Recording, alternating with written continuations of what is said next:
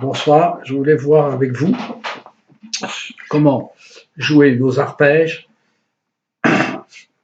et nos gammes dans le cadre d'un 2-5-1. Ré mineur, sol 7, 2-5. Voilà. Donc, on avait vu dans une précédente vidéo qu'on jouait les arpèges de Ré mineur et sol 7 par après. Ici, j'ai mis une neuvième au passage. Voilà. Ça, c'est très intéressant.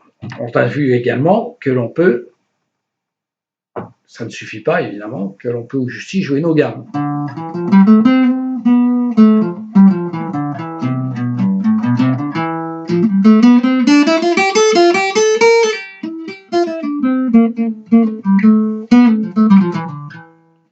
Voilà, par note consécutive, par note conjointe ou par triade.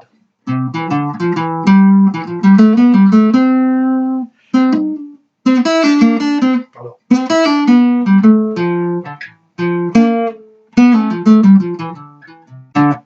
Voilà, on a vu aussi également qu'il faut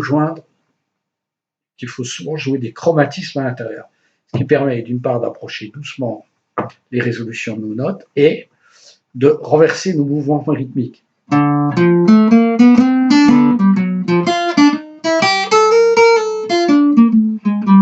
voyez? Voilà.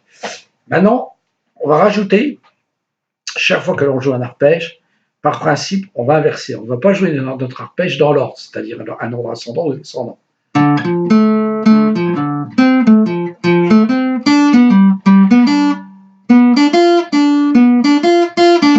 Vous voyez?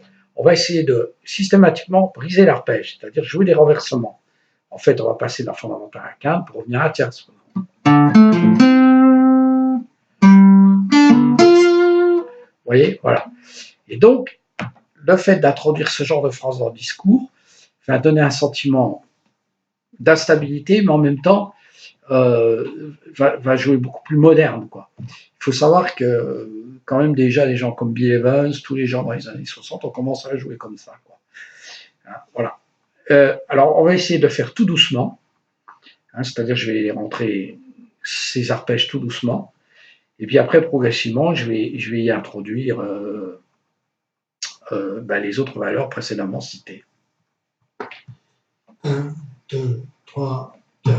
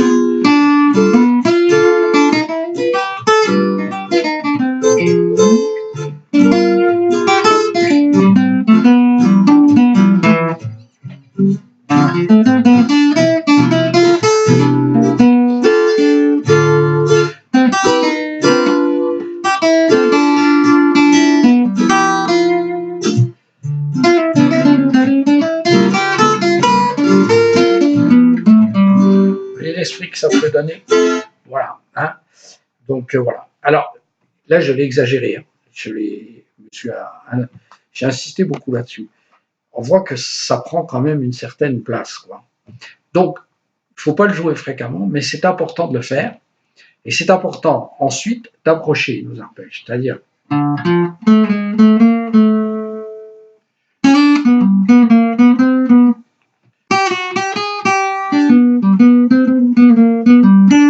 Vous voyez que je joue la note avant, la note après. Très fréquemment, on joue même pas la note avant, la note après. On joue tout simplement le demi-ton avant ou après, c'est ce que je viens de faire. Mais on joue très souvent le demi-ton supérieur et le ton inférieur. Vous voyez? Et là, c'est très bop.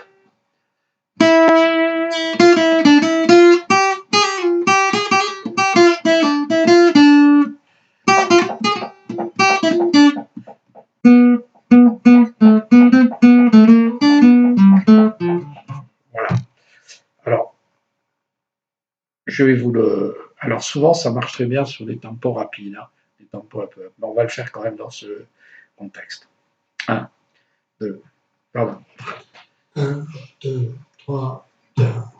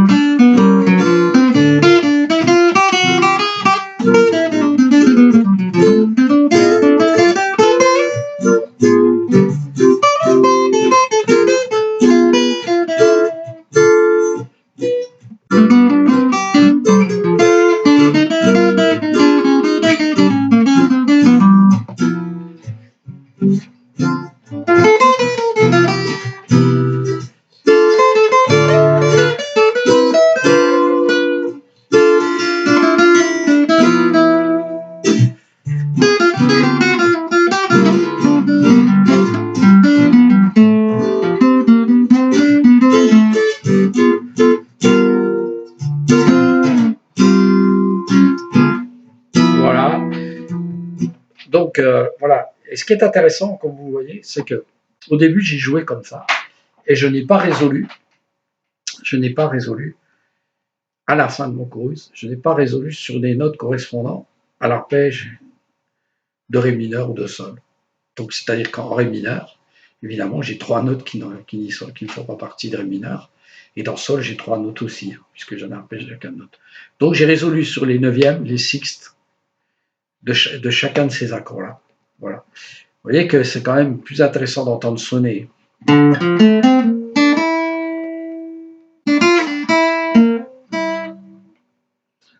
que... Vous voyez, ça ferme. Chaque phrase se referme sur elle-même, alors que si je finis sur une six, sur une neuvième, je garde toujours ouvert l'esprit harmonique. Quand je suis sur un sol 7, voilà. Si je suis sur un Ré, que je garde là, ça ferme l'harmonie puisque ça fait la quinte du 1. Oui, hein. Donc il est fondamental d'avoir ce genre de doigt d'écoute.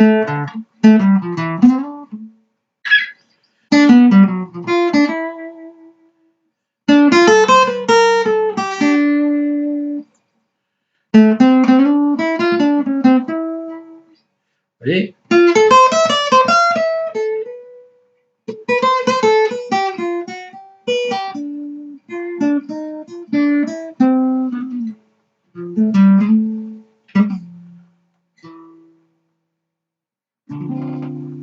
Les phrases s'imposent par elles-mêmes. Voilà. Donc, ce sont des pistes de travail pour travailler les chorus qui sont très intéressantes.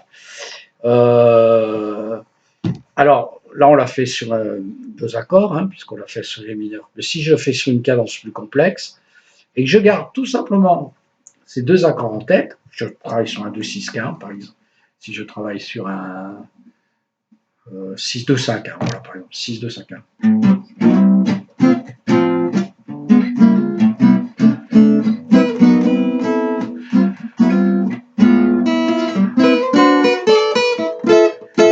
Vous voyez, là-dessus, et que je joue ce même type de phrase.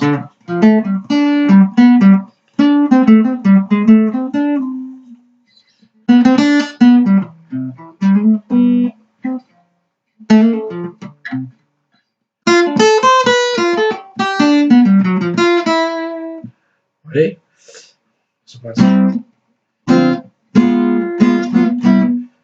passe très très bien. Voilà. Ben, entraînez-vous sur les backing tracks et puis prenez du plaisir. Merci, à bientôt.